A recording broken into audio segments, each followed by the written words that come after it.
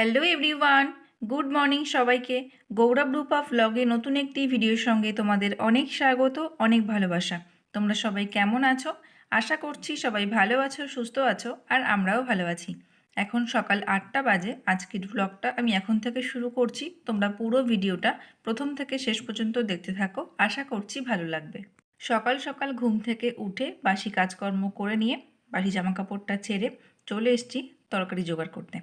এখন আমি এখানে তুলছি মানকচু পাতা। এই মানকচু পাতা বাটা খেতে দারুণ লাগে।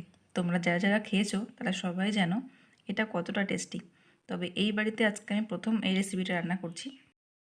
তারপর এখানে সয়াবিনটা ভিজিয়ে রেখেছি। সয়াবিনের তরকারি হবে, মানকচু পাতা বাটা। আর দেখা যাক আর কি রান্না হয় না হয়। তো তোমরা পুরো ভিডিওটা স্কিপ না করে কন্টিনিউ করো। তোমাদের সঙ্গে আবার পরে কথা হবে, কেমন? তো বন্ধুরা, সকালে রান্নাবান্না আমার কমপ্লিট। এখানে রয়েছে মানকচু পাতা বাটা, এখানে আছে ইঁচড়ের তরকারি, আর এদিকে রয়েছে সয়াবিন দিয়ে পেঁপে দিয়ে আলু দিয়ে তরকারি। তো দেখো, ভাতের থেকে তরকারি বেশি। যাই হোক, খাওয়া দাওয়াটা করে নিই তাহলে। সকালবেলা খাওয়া দাওয়া করতে না করতেই নেমে এলো ঝমঝমিয়ে বৃষ্টি। বৃষ্টিটা দেখে যে কী আনন্দ হচ্ছে কি বলবো তোমাদের। বৃষ্টির কারণে ওয়েদারটা বেশ ঠান্ডা হলো। তো আমি এখানে কটা মটর ভিজিয়ে রাখছি, রাত্রেবেলায় ঘুগনি হবে। ঠান্ডা ঠান্ডা ওয়েদারে বেশ ভালোই লাগবে। বৃষ্টি দেখে এখানে আমি, মা, দিদি সবাই মিলে বসে গেছি বাদাম ভাজা খেতে।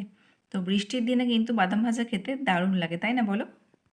চাতকের মতো অপেক্ষা করে আছি যে কবে একটু বৃষ্টি হবে।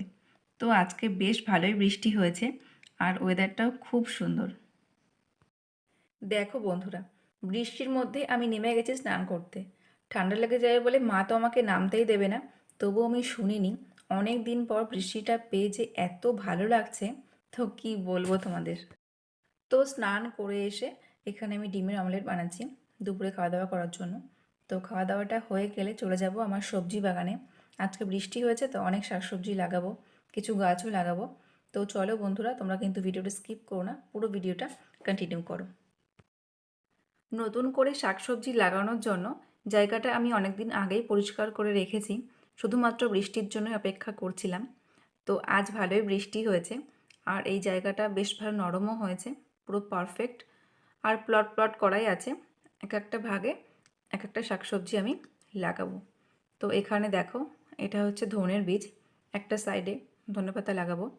আগের বার তো লাল শাকের জন্য বা মিষ্টি ডাঁটার জন্য ধনেপাতাগুলো পুরো নষ্টই হয়ে গেছিলো। আর এখানে হচ্ছে বরবটি, বরবটিটাও লাগাবো, কারণ আগেরবার প্রচুর বরবটি আমরা খেয়েছি। এটা হচ্ছে লাল শাকের বীজ, লাল শাকটাও লাগাবো। আরও অনেক কিছু লাগানো হবে। তো চলো তোমরা পুরো ভিডিওটা দেখতে থাকো। প্রথমেই যেটা লাগাবো সেটা হচ্ছে বরবটি। তো বন্ধুরা, আগেরবার যে জায়গাটুকু বরবটি ছিল, তো এবারও সেই জায়গাটাই লাগাবো। একটু বড় করে জায়গাটা নিচ্ছি। আগেরবার না প্রচণ্ড ঘন হয়ে গেছিলো, তোমরা জানো যারা আমার ভিডিও দেখেছো। তো এবার একটু পাতলা পাতলা করে লাগাবো, কারণ যখন গাছ বড় হয়ে যায় তখন না খুব মায়া লাগে গাছগুলো তুলে দিতে, আর বীজটাও তো নষ্ট হয়। তার জন্য এবার একটু ফাঁকা ফাঁকাই লাগাবো। আগেরবার তো আমি লাগাইনি, তোমার দাদাভাই লাগিয়ে দিয়ে গেছিলো, খুব ঘন হয়ে গেছিলো। ও বলছিল আমাকে যে এটা তো মাচার বরবটি না, মাটিতেই হবে, তো একটু ঘনই লাগাতে হয়। তো পরে যখন আমি তুলে দিয়েছিলাম, তারপর সব ঠিকঠাক ছিল, প্রচুর বরবটি হয়েছে। আর বরবটিগুলো এত স্বাদ ছিল কি বলবো তোমাদের। যখন আমরা বাজার থেকে কিনে খাই তো সেটার থেকে বাড়িরটা অনেক বেশি টেস্টি ছিল। তো সেই লোভটা সামলাতে না পেরে লাগাতে বসে গেছি বরবটি। আর বরবটির যে বীজটা আনা হয়েছে এটা সবসময় লাগানো যাবে, মানে সবসময় হবে আর কি। দেখবা যে কিছু কিছু সবজি আছে বা কিছু কিছু ফল আছে সব সিজনে কিন্তু হয় না, কিন্তু এই বীজটা আনা হয়েছে সবসময় লাগানো যাবে। দুটো করে বীজ দিলাম, একটা করে দিলেও হতো, কারণ আগেরবার তো লাগিয়েছি একটা বীজও নষ্ট হয়নি। যেখানে পুঁতেছি তো সেখানেই অঙ্কুর বেরিয়ে চারা হয়ে গেছে। তো বীজ যখন আছে দুটো করেই দিলাম, চারা বেরোক তারপর সে দেখা যাবে। যে কোনো কাজ করে যদি সফল হওয়া যায় তাহলে কিন্তু সেই কাজটা বারবার করতে ইচ্ছা করে, তাই না বলো? ভেবেছিলাম কিছু ভেন্ডির বীজও লাগাবো, কিন্তু আগেরবার যে বীজগুলো আনা হয়েছিল ওগুলো না একদম ভালো না। আগেই তোমাদের বলেছি আমি অনেকগুলো বীজ লাগিয়েছিলাম, কিন্তু চারা হয়েছে মাত্র দুটো। তার জন্য বাবা আমাকে বলল যে আপাতত তুমি যেগুলো বাড়িতে বীজ রয়েছে আগের বীজ, তো সেগুলোই লাগাও, আমি নতুন করে আরও অন্যান্য বীজ এনে দেবো। ভেন্ডি বা যেগুলো লাগানো যাবে আমি এনে দেবো। আর সামনে তো শীতকাল আসছে, শীতকাল মানে তো পুরো সবজির ভাণ্ডার। তখন অনেক সবজি লাগাবো, মূলো, পালং শাক, বাঁধাকপি, ফুলকপি, ওলকপি, প্রচুর প্রচুর। আগের বার তো পুঁই শাকও লাগিয়েছিলাম, তো এখন আর পুঁই শাকটা লাগাবো না, কারণ পুঁই শাক এখানে যেগুলো ছিল সব তুলে দিয়েছি। পাশে একটা গাছ আছে, সেটা মাচায় তুলে দেওয়া হয়েছে, আপাতত ওটাই থাক, ওটাই আমাদের হয়ে যাবে। তবে এখন না এখানে কোনো সাদা ডাঁটা লাগাবো না। আগের বার কেমন যেন জায়গাটা জঙ্গল মতো হয়ে গেছিলো। ডাঁটা লাগাবো অন্য সাইডে। এখানে যেগুলো বেশ পরিষ্কার পরিচ্ছন্ন ভালো শাকসবজি সেগুলোই লাগানো হবে। আর ভেন্ডি গাছ দুটো রেখে দিয়েছি, এই দেখো পাশে কিন্তু একটু দেখা যাচ্ছে পাতাটা, আমি পরে তোমাদেরকে দেখাবো। ভেন্ডি গাছগুলো এখনও ভালো আছে, এখনও বেশ কয়েকদিন ভেন্ডি হবে। দুটো গাছ তো খুব বেশি ভেন্ডি হয় না, ওই 2-4টে করেই হয়। সব গাছগুলো যদি হতো প্রচুর ভেন্ডি হতো। বীজটাই ভালো না, তো কী করা যাবে, চারা বেরোয়নি। তো বরবটিগুলো আমার লাগানো হয়ে গেছে, এখন আমি এখানে লাগাবো হচ্ছে ধনেপাতা। এটা অসময়ের ধনেপাতা, কিন্তু খুব খারাপ হয় না, বেশ ভালোই হয়। আগের বার কিন্তু আমার ভালোই হয়েছিল। এবার দুপাশে তো শাক ছিল, এক পাশে লাল শাক, এক পাশে ছিল মিষ্টি ডাঁটা, তারপরে ওই সাইডটায় ছিল বরবটি। এবার সব গাছগুলোতে ওই ধনেপাতাটাকে পুরো ঘিরে ধরেছিল, তার জন্যই ভালো হয়নি। আর এত তাপ ছিল তখন, রোদ্দুরে না নষ্ট নষ্ট হয়ে গেছিলো গরমের জন্য। আর এখন তো বর্ষা পড়ে গেছে, আশা করছি ভালোই হবে। এবার বীজ একটু বেশি করেই দিচ্ছি, যেহেতু অনেক বীজ রয়েছে। বীজগুলো আমি খুব বেশি মাটির তলায় দিলাম না, কারণ ওই ধনের পাতার যে বীজটা ওটা তো একটু শক্ত টাইপের, বেশি মাটির তলায় দিলে পারে চারা বেরোতে দেরি হবে। তার জন্য জাস্ট একটা হালকা মাটির লেয়ার দিয়ে দিলাম। কিন্তু পাখির ভয়, আমাদের বাড়িতে পাখি সবসময় গিজগিজ করে, সমস্ত পাখিগুলো, পায়রা আসে, ঘুঘু পাখি, শালিক, প্রচুর পাখিতে খুব উপদ্রব করে। তার জন্য ভালো করে ঢেকে দিতে হবে, না হলে ওরা ঠুকরে ঠুকরে সবই খেয়ে নেবে বীজগুলো। তো যাই হোক, ধনেপাতাটা আমার লাগানো হয়ে গেছে, মাঝখানে একটু প্লট করে নিয়েছি। এবার এই সাইডটাই লাগানো হবে লাল শাক, মানে আগের বার যেখানে ছিল।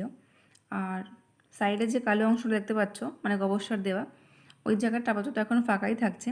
দেখা যাক ওখানে কি লাগানো যায়, নতুন করে ভেন্ডির বীজ বাবা নিয়ে আসুক, তারপর আবার লাগাবো।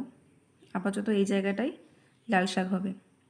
এবার আর সেই ভুল করছি না আগের বারের মতো, বেশি বড় করতে গিয়ে লাল শাকগুলো পেকেই গেছিলো। এবার একটু কচি থাকতে থাকতেই খাবো, তাহলে বেশি নরম হয় শাকটা, আর খেতেও কিন্তু বেশ ভালো লাগে। দেখো বন্ধুরা, লাল শাকের বীজগুলো কি সুন্দর, হাতে দিলে না হাতটা পুরো খুব আরাম হচ্ছে, একদম মিহি। আমি একটু চেয়েছিলাম যে একটা পাশে একটু পালং শাক লাগাবো, বীজও আছে, কিন্তু তোমাদের দাদাভাই বললো এখন তো গরম, এখন লাগানোর দরকার নেই, আর কয়েক মাস পরে তো ঠান্ডা আসছে, তখন পালং শাকটা লাগিয়ে তখন বেশ ভালো হবে। অসময়েও কিন্তু পালং শাক হয়, অসময়ে মূলও হয়, কিন্তু অতটা ভালো হয় না। ঠিক আছে চলো, এখন এগুলোই থাকুক, শীতকালে বেশি শাকসবজি আবার লাগানো যাবে। তবে এখানে আরও এখন নতুন করে কিছু লাগাবো, আপাতত আজকে এগুলোই লাগানো হলো, লাল শাক, আর লাগানো হচ্ছে ধনেপাতা, আর হচ্ছে বরবটি। বাবা বলেছে আমাকে বীজ এনে দেবে, তো দেখা যাক কাল পরশু আবার লাগানো যাবে। জায়গা তো অনেকটাই এখনও ফাঁকা রয়েছে। তো লাল শাকের বীজগুলো ছড়িয়ে দিয়ে উপর থেকে একটা হালকা মাটির লেয়ার আমি দিয়ে দিচ্ছি। আগের বার যেন তখন এরকম সাইড দিয়ে ইট দিয়ে ঘেরা ছিল না, একটা সাইডে মানে গোলার পাশে তোমার দাদাভাই এমনি ছড়িয়ে রেখেছিল, সেদিন বৃষ্টি হয়ে সমস্ত বীজ ধুয়ে চলে গেছিলো। তো আজকে সাইড দিয়ে ইট দিয়ে বাঁধানো আছে, কোনো সমস্যা হবে না। তো দেখো এই জায়গাটা যে দেখছো ওটা বরবটি লাগানো হলো, এ পাশটা থাকলো ফাঁকা, আর এটুকু হয়েছে ধনেপাতা, আর ওই সাইডটা লাল শাক। তাহলে বাকি থাকলো ওই পাশের কর্নারটা, আর বাকি থাকলো এই পাশের কর্নারটা।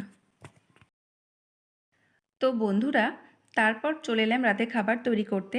এখানে হচ্ছে ঘুগনি, দেখো ঘুগনিটা দেখতে কি লোভনীয় লাগছে না, আর এর সঙ্গে রুটিও হবে।